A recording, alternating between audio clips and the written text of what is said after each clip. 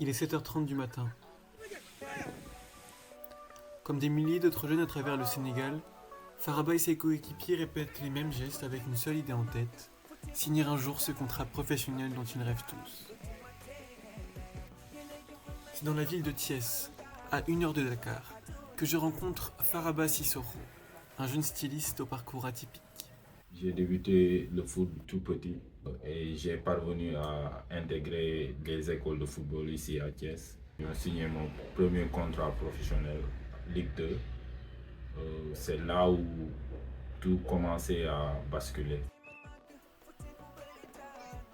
Alors que le pays se déchire suite à l'arrestation de l'opposant politique Ousmane Sonko, le football apparaît comme le dernier rempart à l'unité nationale. Entre divertissement et investissement à risque, j'ai été marqué par l'importance de ce sport pour une jeunesse en quête d'avenir. Ça te prenait combien de temps par semaine le foot? C'était des entraînements tous les jours? Tous les jours, matin, soir. J'ai laissé mes études très tôt. T'avais pas ton bac? Non. Même le BFM. J'ai essayé 2 fois et j'ai laissé. Pour le journaliste sportif Moustapha Sadio, le foot est sacré au Sénégal. Tous les matins, tu joues au foot. J'ai envie de dire tu joues au foot 5 fois par jour en direction de la Mecque. C'est comme la prière, on jouait tout le temps. Comment expliquer que à la fois des familles et puis surtout des jeunes considèrent qu'ils ont plus de chances de réussir en foot que leurs études, considérant le faible taux de réussite au foot? Je pense que quand même il y a un peu de réalisme dans ce choix-là aussi. Ils sont souvent meilleurs au foot qu'aux études.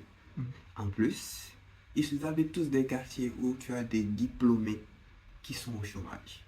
Des gens qui ont réussi grâce aux études, il n'y en a que très peu et ils ne font pas rêver.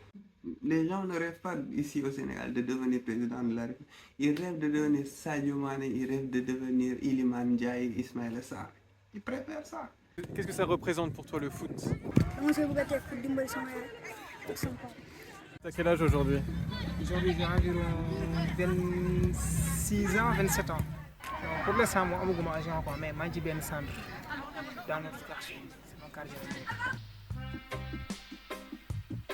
Il n'est pas rare de voir des jeunes suivre aveuglément de faux agents qui les poussent généralement à l'exil, monnayant alors des sommes astronomiques. Pour Faraba, lui-même victime de ce système, la sensibilisation des jeunes et des familles doit commencer le plus tôt possible.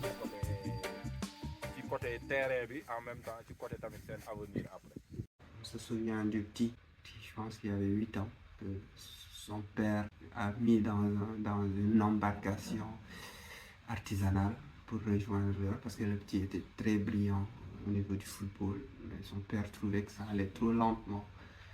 Il est décédé ensuite. On sait qu'il y a un joueur gambien qui a fait la traversée pour aller en Italie et il joue à la Roma. Donc, je sais pas, je dis malheureusement, ces cas-là continuent d'encourager en fait. Tu sais, ici, tous les jeunes rêvent d'aller en Europe, par n'importe quel moyen. C'est à cause de la conjoncture actuelle. Mais pourtant, ici, tu as des trucs à faire.